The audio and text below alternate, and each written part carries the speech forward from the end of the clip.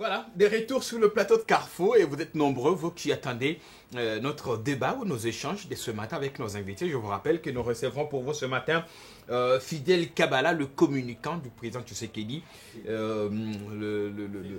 Félix Kabala, désolé, le député Jean-Pierre Ayobangira Safari, député PPRD, élu de Massissi dans le Nord Kivu, et Jackie Ndalampoyi, communicateur, porte-parole du candidat malheureux Martin Fayulu. Jackie Ndalampoyi qui va d'ailleurs faire son entrée en direct sur le plateau de Carrefour. Et bienvenue. Merci. C'est un plaisir. Un honneur De vous avoir. Merci. Comme on disait tout à l'heure avant l'émission, vous êtes parfois difficilement accessible, difficile de vous joindre quelquefois, pendant que Carrefour a besoin de vous. On bénit le Seigneur. Ah non, De vous avoir eu. pas jusque-là. Donc pour nous, on est là. On est très disponible, sauf peut-être que bon, pendant que vous appelez, on est dans d'autres occupations. Mais on est très très disponible, surtout pour les médias et surtout les confrères aussi importants et pertinents comme vous. Voilà. Merci beaucoup de l'honneur que vous nous faites ce matin, cher Jackie. On rappelle que vous êtes porte-parole de Martin Fayulu. Jean-Pierre Ayobangira Safari va également faire son entrée ce matin. Il est député PPR2, je vous l'annonçais tout à l'heure, élu de la circonscription électorale de Massissi dans le Nord Kivu. Bienvenue, honorable. Bonjour. C'est un plaisir de vous avoir aussi. Et enfin, Félix Kabala, communicant, c'est comme ça qu'il aime bien qu'on l'appelle, communicant du président Tshisekedi. Félix Kabala, ancien porte-parole des l'UDPS France actuellement au pays. Bienvenue. Merci. C'est un plaisir. Merci beaucoup. Messieurs, tous les trois, ça va faire quelques 80 minutes du temps d'antenne avec vous autour des thématiques retenues. On va revenir très largement sur le séjour du président Tshisekedi, mais commentons d'abord, survolons d'abord. On sait que la campagne électorale pour l'élection du gouverneur s'arrête aujourd'hui. Demain, les candidats se reposent. Mercredi, il y aura élection. Jackie Ndalampoyi n'a pas de candidats sur toute l'étendue du territoire national. Si, on a Madame Bazaïba qui est dans la province de la Chopo. Indépendante. Tout à fait, bon, c'est quand même membre de Namuka. Elle n'y est pas allée pour le compte de la coalition. Je pense qu'elle a les liens avec nous, donc je crois que nous la soutenons et nous pensons que tout se passera mieux pour elle. À Kinshasa, aucun candidat. Bon, à Kinshasa, Lamuka est réaliste. On est réaliste, on sait que le processus a été déjà gâché, détruit, expressement par une volonté manifeste de faire mal. Et nous nous sommes dit, bon, on laisse les gens faire ce qu'ils veulent. Donc, et nous avançons dans ce que nous appelons tout le jour une lutte pour que le Congolais puisse recouvrir sa victoire lui arrachée par la coalition FCC Cash. Vous n'êtes pas en train de payer le frais de votre discours anti-machine à voter qui ne vous a pas permis d'avoir beaucoup de candidats. Pas du tout. Beaucoup de députés provinciaux. Je crois que ce discours, nous l'avons rappelé plusieurs fois, est une stratégie pour ne pas permettre au FCC de manipuler la machine à voter. Et l'objectif a été atteint, ils étaient donc confondus, ils n'ont pas eu le temps de pouvoir manipuler. C'est ainsi que notre candidat a battu, n'est-ce pas, le leur. Donc voilà, nous sommes dans notre objectif. On n'a pas perdu les élections, on le dira assez, l'histoire retiendra que le 30 décembre 2018, c'est donc Martin Fayulu Madidi numéro 4 qui a été élu massivement, le premier Congolais à être, n'est-ce pas, à recevoir un suffrage de plus de 60% de suffrage, excusez-moi. Il faut dire qu'il y avait débat autour de ça, tantôt 40, le débat, 60. Non, ça c'est s'il vous plaît. On va parler mieux de couteau dans la plaie. Vous êtes journaliste, il faut dire que quand on va aux élections, même l'organe qui organise ces élections ne donne pas le chiffre exact. Ce sont des tendances. On part d'une tendance. Tel à 20, il aura 15, il aura 17, il aura 40, 50, 60, ce sont des tendances et ça avance. Là, les 60%, vous parlez des tendances, évidemment, des chiffres réels. Le tendance d'ailleurs, comme on dit en mathématiques, la courbe supérieure c'était 64. Et on ne va pas réunir le couteau. Est-ce que Martin Fayulu a donné un mot d'ordre à ces quelques députés à Kinshasa pour qu'ils votent pour tel ou tel autre? Allez-vous faire alliance avec, par exemple, un candidat FCC ou Cash? Pas du tout. Je crois avoir répondu à cette question pour dire, pour nous, ce processus a été déjà saboté, n'est-ce pas, par j'insiste, nous répétons, nous on le dira jamais assez, ce processus a été saboté par la coalition FCC Cash. Donc le reste se joue, on y va et on verra ce que l'avenir nous réserve. Je me retourne à vous, messieurs, deux partenaires, deux alliés, PPRD, UDPS, même si entre vous, certains violons ne s'accordent pas. D'abord, vous, Jean-Pierre Ayobanguira, le PPRD, votre parti, aligne Monsieur Gentini Ngobila Kinshasa et d'autres candidats à travers le pays. Comment trouvez-vous ce processus? Non, nous sommes sévèrement contents parce que ça faisait déjà plusieurs années que la population n'a pas eu le choix d'élire des députés et provinciaux. Ils l'ont fait. Maintenant, c'est à leur tour de pouvoir nous donner des gouverneurs qui seront en mesure d'accompagner le pouvoir central, chacun dans sa province, pour essayer d'amener la paix et le développement. Les députés seront-ils pour autant libres de faire, ils ont toujours été libres, ils ont été toujours libres, chacun vote en âme et conscience, mais bien sûr, il y a des orientations qui sont données par la famille politique. Et cela commence même par le choix du candidat. Et je pense que le choix des candidats, des différents candidats FCC, nous pousse à espérer une victoire.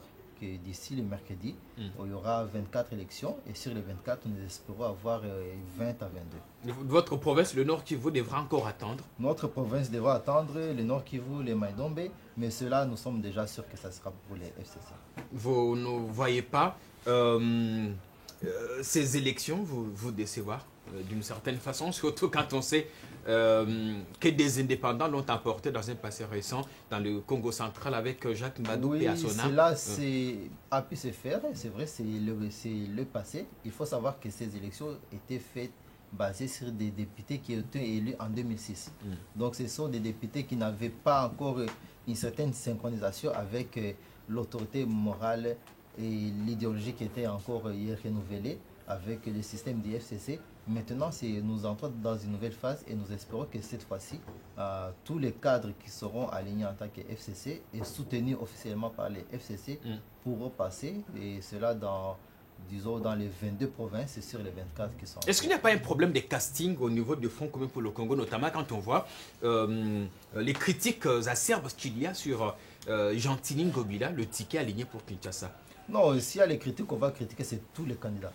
Tous les candidats, que ce soit des FCC, que ce soit des indépendants, que ce soit des cash, tous les candidats ont des critiques par rapport à leur adversaire. Mais surtout quand on a déjà géré ou quand on a été aux affaires, c'est différent. Quelqu'un qui a géré, on a déjà des éléments à les critiquer. Mais pour ça, ça ne nous pose aucun problème. Mais nous pensons que notre ticket, au niveau de Kinshasa, comme on parle ici, le futur gouverneur de Kinshasa, M. Gentini Ngobila, nous sommes vraiment confiants à sa confiance. Pourquoi vous ne pouvez pas? Parce qu'il a tout un appui d'une frange importante de l'Assemblée provinciale. Et c'est là nous avons pu avoir la présidence de l'Assemblée avec les mêmes députés. Nous espérons que nous aurons aussi les gouvernements. Pourquoi ne pas laisser la capitale à votre partenaire, le président Tshisekedi? Pourquoi laisser? Nous ne sommes pas dans... La politique n'est pas un système de cadeaux. Mais vous êtes en coalition, vous. Les coalitions, ce sont des accords. Les accords politiques, on va ensemble, on s'entend au préalable. Mais quand on ne s'entend pas à certains points, ok, on laisse maintenant les souverains primaires... On ne sera pas glouton pour tout prendre. On laisse les souverains primaires décider. Il y a eu des accords. Ces accords ont fonctionné comme on peut dire au Sud Kivu. Au Sud Kivu, on a un ticket FCC Cash. À Kinshasa, on ne s'est pas mis d'accord. On a un ticket FCC Cash. AFDC, UNC. Et ça a marché. Mais là où ça ne marche pas, qu'est-ce qu'il fait? Si les accords, si les leaders ne parviennent pas à synchroniser, qu'est-ce qu'on laisse? On laisse maintenant aux électeurs à trancher. La parole va tourner avec Philippe Kabala. L'UDPS aura-t-elle cette fois, va-t-elle réparer, disais-je, la bourde de sénatoriale? Que la démocratie puisse parler, parce que nous sommes un parti démocrate. Le combat de plus de 3 décennies, sans doute le monde entier, le Congo, la diaspora dans son ensemble, nous avions mené un combat, une lutte non armée, non violente, et nous espérons que la démocratie puisse prendre le dessus sur tout. Quand bien même il y a eu cette débâcle à la sénatoriale que nous avions tous dénoncée, nous n'arrêterons jamais, nous ne cesserons jamais de dénoncer les antivaleurs, quand bien même nous sommes aujourd'hui un parti au pouvoir. J'aimerais arrondir les angles pour dire ceci. Au-dessus de tout, nous devons comprendre que la politique gouvernementale, la politique de l'exécutif, ne se fera pas par rapport à un individu ou par rapport à un autre, mais elle se fera par rapport à celui qu'on appelle le chef de l'État. Nous sommes dans une coalition Mais cette coalition n'est pas une coalition pour servir deux maîtres à la fois. C'est une coalition pour servir l'intérêt général de la nation congolaise, qu'on appelle le peuple, le souverain primaire. Et ce souverain primaire a un commandant suprême qu'on appelle Félix-Antoine Tshisekedi Tshilombo. Qu'est-ce qui pourrait se passer si l'UDPS perdait la ville de Kinshasa? Vous savez, je ne mettrai pas la charrue avant le bœuf. Les députés m'avaient demandé que l'on délocalise le scrutin parce qu'ils se sentaient en danger. Comme je le dis, je ne mettrai pas la charrue avant le bœuf. Et nous allons laisser la démocratie parler. Nous n'allons pas nous avancer sur des éléments pour lesquels la démocratie doit porter ses résultats. Moi, je suis beaucoup plus un équilibriste. Lorsque je prends la parole, je ne me lance pas dans des spéculations. Je suis réaliste. J'espère et j'ai confiance aux candidats de l'UDPS de l'emporter, mais que la réalité démocratique prenne les déçus sur tout. Si vous perdez, vos militants vont-ils encore descendre dans les rues ou au niveau du parti, il y a un travail d'éducation, de réarmement, j'y arrive finalement, que vous faites avec vos militants? Non, vous savez, nos militants, dans l'ensemble de la vie politique jusqu'au moment où nous sommes en train d'échanger avec vous, sont l'un des militants les plus disciplinés de la République. Qui déborde très souvent.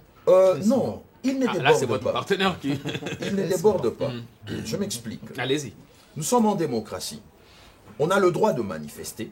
On a le droit de s'opposer. Pas de piller, de casser, de brûler. On ne pille pas, on ne casse pas. On a 37 ans de combat. La preuve, l'élément probant, c'est le 37 ans de combat qu'on a mené sans porter entre nos mains une arme blanche. Les 37 ans de combat ne peuvent pas être réduits à 2-3 petits casseurs qui viennent s'infiltrer dans un mouvement de masse au nom de certains intérêts, de certaines personnes qui, lorsqu'il y a cassure, il y a ce qu'on appelle des dégâts, on le fait porter aux militants de l'UDPS. On a 37 ans de combat de non-violence. Il faut que la parole tourne. Mes dernières questions. Pour vous, avez-vous l'impression que votre partenaire, votre allié, le Front commun pour le Congo, est gourmand, ou je veux dire glouton? Vous savez, je ne peux pas m'avancer sur ces termes pour dire qu'ils sont gourmands, mais on doit être réaliste. Nous avons des agendas cachés de certaines personnes. On peut être dans une coalition, mais les agendas des uns et des autres risquent de ne pas être connus ou ne sont pas connus. Mais lorsque nous remarquons qu'il y a réellement des comportements qui vont dans le sens des antivaleurs, même si vous êtes mon frère, venu d'un même père et d'une même mère, nous allons vous le dire clairement, que ce que vous faites, ce sont des antivaleurs pour lesquelles nous avions combattu pendant plus de 3 décennies. On ne va pas se voiler la face. Dans l'espoir que ça ne heurte pas à certaines sensibilités. C'est ce qu'on appelle laver le linge sale en famille. Vous comprenez? D'accord. Donc on se le dira clairement, sans animosité. Alors on espère que ça ne va pas heurter certaines sensibilités. Jacques Ndala, avez-vous des préférences pour un des candidats gouverneurs dans la ville? Bien sûr, mais bon, là, invité... Question personnelle. Non, je ne peux pas répondre à cette question. Vous savez, il faut deux fois savoir faire des déclarations responsables devant un grand média comme la RTGA, qui est suivi à travers le monde. Et je pense qu'aujourd'hui, Kinshasa a besoin d'un patriote, n'est-ce pas, pour sa direction. Et les Kinois attendent énormément, parce que vous savez, Kinshasa, c'est une agglomération. On ne peut pas qu'il y ait des Kinois. Donc, il y a des Congolais de partout. Il y a des citoyens du monde qui ont choisi la RDC comme leur seconde patrie, qui y sont, qui y vivent. Donc, il y a beaucoup de défis qu'il faut relever. Alors, il est important que Kinshasa ait un patriote pour son avancement. Et aussi, il ne faut pas oublier, le plus important, c'est un miroir. Donc, à travers Kinshasa, on voit la RDC. Il faut vraiment qu'il y ait des responsables. Et je crois que pour nos amis du PPRD, chez eux, il n'y a pas d'élection, c'est un semblant d'élection. Donc, on a déjà choisi et les gens viendront mettre des cartes. C'est ça la discipline du parti. Donc, non, ça, c'est pas une discipline. Même au sein du parti, je crois que ça doit partir au niveau d'une compétition interne. Ça, c'est vraiment un exercice démocratique qui donne de la valeur à la personne qui sera là. Ce n'est pas en nommant tout le monde une personne qui est chez elle et qui décide, bon, désormais c'est elle qui sera à tel endroit. Vous savez qu'on a même choisi une dame pour présider la chambre basse du Parlement. Madame Abouna, elle est déjà citée comme présidente. Donc tout le monde est déjà sûr que c'est elle qui sera... Elle est choisie. Parce que sa famille politique est majoritaire. C'est ça le problème. Elle doit compétir. On ne doit pas avoir une certaine assurance. Évidemment qu'elle va passer par les urnes. Malheureusement, donc c'est un semblant d'élection. Allons-y, on verra ce que l'avenir nous réserve pour ces grands pays. Voilà, on va passer à la thématique. Félix Kabala, vous allez prendre la parole. Parce que vous communiquez pour le président Tshisekedi, on parle de son balai diplomatique aux États-Unis, une tournée afro-américaine, Kigali, Dakar ensuite, Washington. Beaucoup de choses ont été dites autour de cette tournée, mais qu'est-ce que vous retenez particulièrement du séjour américain du président Tshisekedi et pourquoi a-t-il choisi Washington comme première destination en dehors du continent? Ok, avant d'en arriver là, j'avais juste oublié, pour reprendre mon confrère, mon compatriote Jacques Ndala, pour juste lui rappeler que le discours de la campagne électorale est resté derrière nous. Il y a eu élection, il y a eu un vainqueur qui a été proclamé à l'issue de cet exercice démocratique, et il s'appelle aujourd'hui le président de la République, Félix-Antoine Tshisekedi Tshilombo, président de tout le Congolais, de ceux qui sont dans la diaspora, y compris président de son chef, Martin Fayoulou. Pour ouvrir la page... N'empêche que Fayoulou continue à revendiquer sa vérité des urnes. Oui, il peut bel et bien continuer à revendiquer sa vérité des urnes. Je ne sais pas, il la revendique par rapport à la mission prophétique de la Cinco ou par rapport à la réalité électorale dont l'organe qui a été désigné par la loi pour gérer ces élections s'appelle la CENI, qui était mieux équipée que la Cinco. Et juste pour le signaler, on ne gagne pas les élections avec 40 000 smartphones, là où vous aviez obtenu que 23 000 badges pour les accréditations. Alors je me pose la question, sur quelle base de calcul de probabilité que la Cinco s'est reposée là où les uns avaient les équipements bien précis et qui ont donné des résultats bien précis. Il faut dire qu'aux États-Unis, le président Tshisekedi a dit que la Cinco et même la coalition de Martin Fayoulou n'ont pas été à mesure de prouver qu'effectivement il avait gagné les élections. Il n'était pas à mesure de le prouver. Écoutez, vous savez, on est en politique. Nous ne sommes pas dans un rêve où il y a un pasteur ou un prophète, un prêtre de l'église catholique qui se réveille. Je rêvais Martin Fayoulou, président de la République, et vous amenez, vous boutiquez de chiffres à gauche, à droite pour dire qu'écoutez, on avait 40 000 observateurs, on avait 40 000 smartphones par rapport à la machine à voter que vous avez décriée pendant très longtemps et vous avez fait un revirement à plus de 180 degrés pour revenir vers la machine à voter et d'un coup de bâton magique, d'une manière abracadabrantesque, vous dites que Martin Fayoulou est élu président de la République. Vous savez quoi? Le président Tshisekedi a eu cette reconnaissance mondiale et aujourd'hui, il n'a pas choisi les États-Unis en vain. Pourquoi d'abord cette destination Washington? Pourquoi? Vous savez, les États-Unis, nul ne peut renier cela. C'est une grande puissance militaire, économique, financière et un pays leader dans beaucoup de domaines de l'aspect de la vie sociale dans le monde. Et en termes politiques, en termes de la politique étrangère, nous reconnaissons, le président Tshisekedi reconnaît aux États-Unis ce rôle majeur et important qu'il a joué dans ce processus électoral. Si aujourd'hui, quelque part, nous avons atteint cette alternance, c'est aussi grâce aux pressions des uns et des autres, et en particulier les États-Unis. Alors pour le président... Même si on sait qu'ils avaient émis un peu des doutes en ce qui concernait la crédibilité de son élection, est-ce que vous pensez que Monsieur le Président italien était à la quête de la reconnaissance de son pouvoir? Il n'y a pas de quête de reconnaissance de pouvoir ici. Les gens doivent comprendre ceci. La reconnaissance du pouvoir appartient au souverain primaire. C'est le souverain primaire, le Congolais, qui s'est décidé, à l'issue des élections du 30 décembre 2018, qui ont placé leur voix dans les urnes et à l'issue de ces processus, un vainqueur a été déclaré officiellement et reconnu. Alors, le président Tshisekedi, en termes de coopération bilatérale et multilatérale, c'est tout à fait logique qu'il puisse aller vers les États-Unis, quand même pour être courtois, leur remercier du rôle qu'ils ont joué dans ce processus.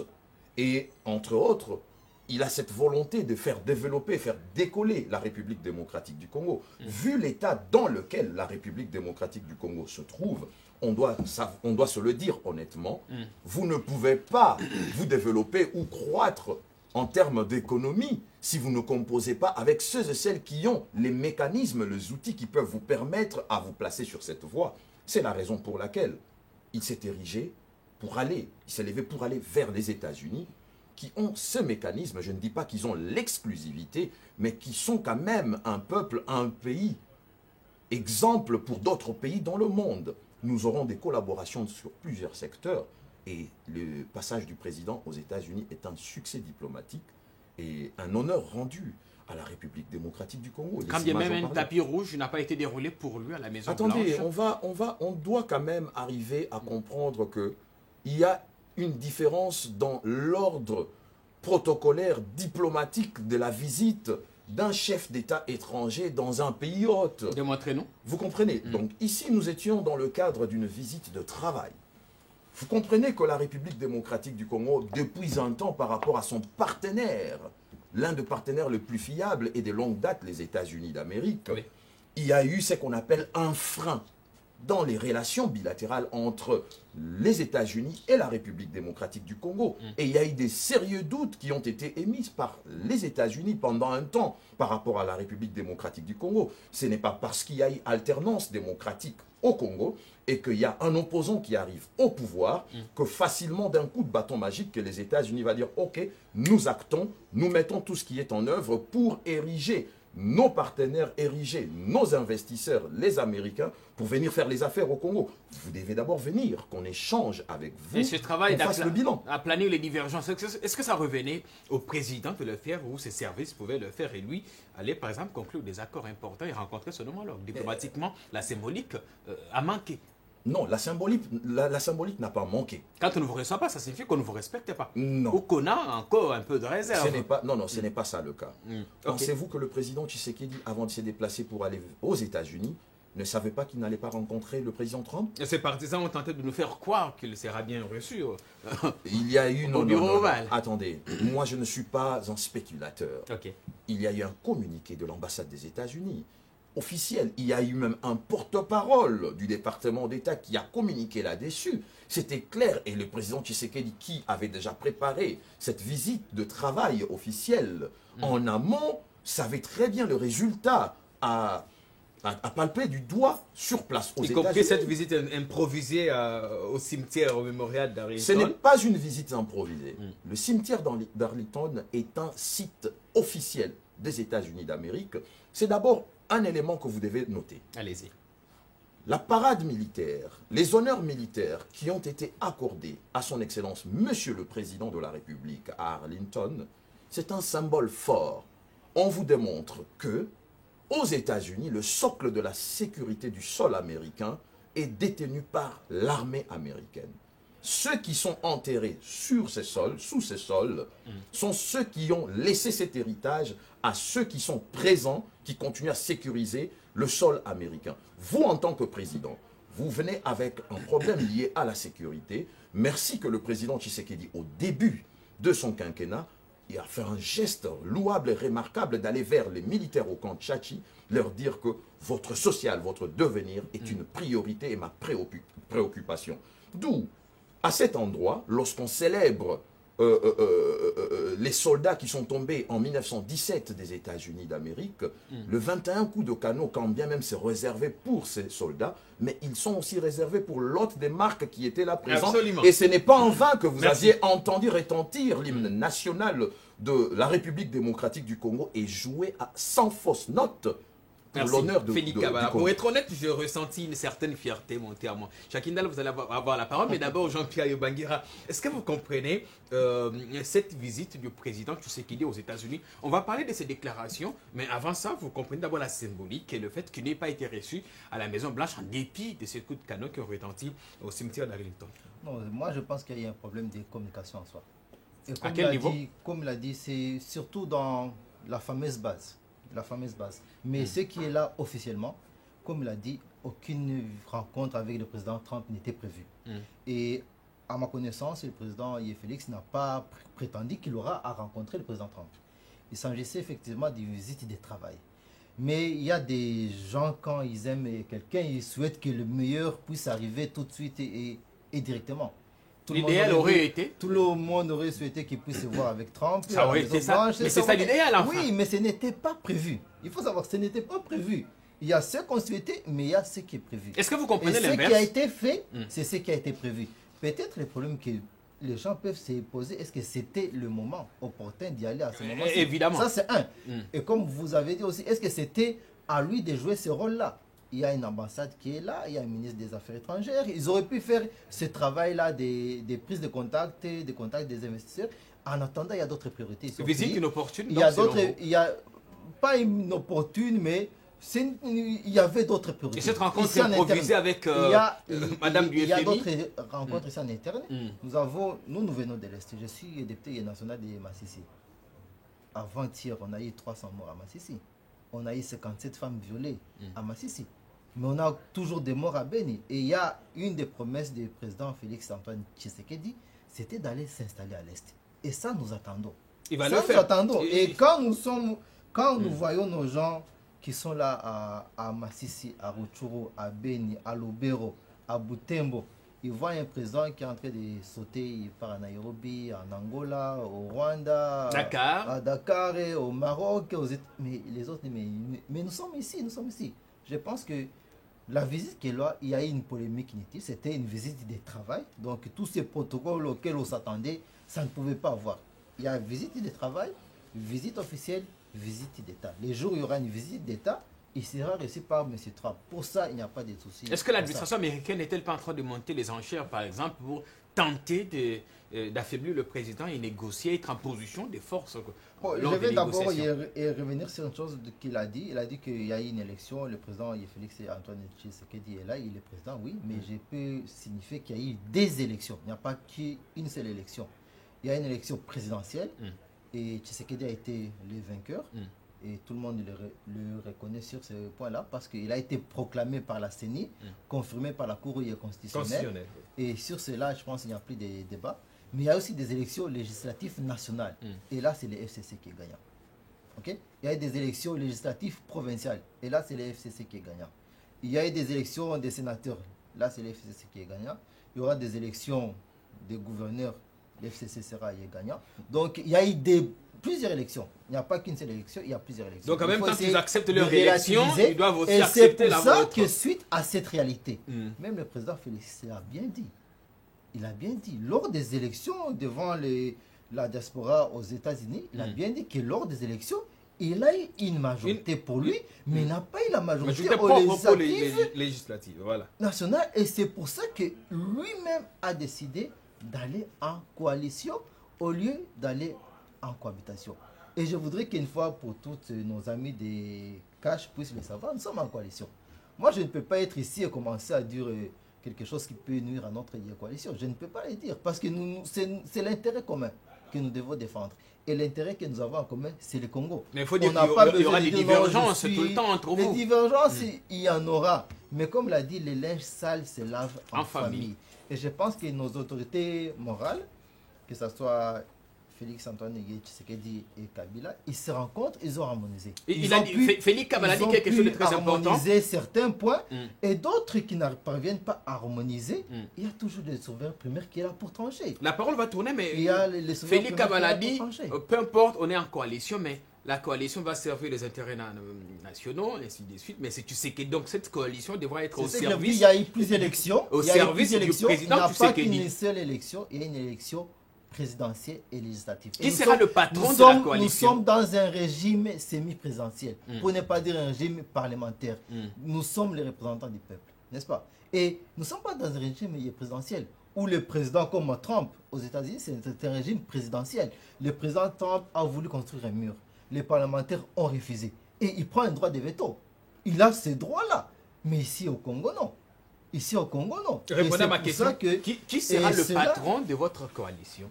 Il y a une coalition, ça c'est à harmoniser entre nos autorités morales. Mais ce qui est là au niveau du Parlement, on aura une patronne qui sera là, ce sera Madame Janine Mabunda. Ça sera elle qui sera la patronne de la majorité parlementaire. On aura le temps d'y revenir. Pour l'instant, il faut qu'on évolue, Jacques Ndala. Martin Fayulu était aux États-Unis, Félix Tshisekedi aussi. Il faut dire que les agendas de deux personnalités n'ont pas permis à ce qu'elles se rencontrent. On aurait aimé que les deux se rencontrent, même si au cash, on dit que la politique intérieure ne s'exporte pas. Il faut que les questions liées aux intérêts, à la politique intérieure, soient traitées ici au pays.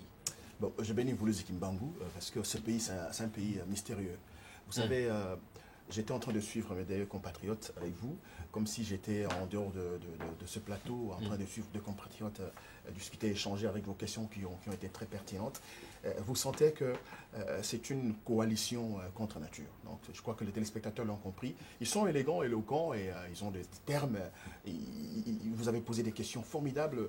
Mon frère Félix qui s'est à un moment donné contredit. En même temps, le député Jean-Pierre qui dit que nous sommes dans un régime présidentiel, je dirais parlementaire, pour ne pas dire que c'est présidentiel. C'est ça. Ce régime, c'est un régime hybride. C'est un régime qui n'existe nulle part. Donc, tout ça, ce sont des choses. Quand je dis, c'est la source. Tout a été mal fait. C'est ça le problème. Je ne parle pas de ce qui est fait, mais ce qui est défini dans la Constitution. La semaine passée, il avait dit sur nos antennes que l'alliance avec Cash, c'est un mariage sans amour. On s'est mis ensemble parce qu'il n'y a pas d'amour, mais parce qu'on veut préserver les intérêts nationaux. Formidable. Donc, non, parce qu'il y a des gens qui veulent préserver leurs intérêts personnels, individuels. Donc, Kabila qui ne veut pas lâcher tout, qui veut continuer à gérer, qui veut continuer à contrôler, à la question de savoir qui sera donc le patron de la coalition, il n'a pas donné des réponses. Et pourtant, je crois que mon frère Kabala l'a dit tout à l'heure, que s'il y a un président, c'est lui le patron, c'est lui le président, s'il vous plaît. Quand on dit président, quand la Constitution dit président, on ne dit pas présidence. C'est le président seul, individu, avec deux yeux, le nez, la tête. C'est l'institution déjà au départ. Elle est sacrée et consacrée par la Constitution. Ça ne se touche pas, ça ne s'amuse pas. C'est le patron, c'est les boss. Mais qui n'est pas une supra-institution. Alors, qui dépend aussi des autres. Quand ce monsieur, quand cette institution n'a pas, en technique ou en technologie, j'allais me dire comme les enfants, manette de commandement, ça ne marche pas. Ça ne va pas marcher. Donnons le temps au temps. Je crois que quand la tricherie a tout détruit, je crois qu'aujourd'hui, je vais quand même ouvrir une parenthèse et la refermer tout de suite. Félix Tshisekedi est allé aux États-Unis, évidemment, et dans d'autres pays pour chercher à se sécuriser. On ne le dira pas. À se sécuriser. Voilà. Il n'a pas confiance, n'est-ce pas? Vous le sentez en insécurité. Il le sait. Et ils le savent. Démontrez-le. Mais à l'instant, je n'ai pas besoin. Je disais tout à l'heure que je serais moins bavard dans cette émission parce que je suis en face des compatriotes qui ne savent pas dans quelle histoire ils se sont plongés. Ils ne peuvent pas vous dire que demain, qu'est-ce qui va advenir par rapport à l'école. Ils ne peuvent pas vous le dire. Je suis sûr, ils n'ont pas un projet, je ne dirais même pas à moyen terme. Ils ont un projet à court terme que Kabila recouvre tout ce qu'il avait comme pouvoir, manette de commandement, et qu'il continue à gérer le pays. Parce que c'est Kabila qui va continuer à gérer le pays. Ils ont oublié de dire que, n'est-ce pas, en dehors des institutions, président, Sénat, Sénat et Assemblée nationale, il y a l'institution gouvernement. Qui va gérer le gouvernement? Ils peuvent le dire clairement. C'est Kabila qui va continuer à gérer ce pays. Il ne faut pas qu'on soit... Et nous, dans la Mouka, on n'est pas naïfs. On sait et on le savait que Kabila n'allait pas donner le pouvoir facilement à l'opposition. On va marquer une courte pause pour nous informer.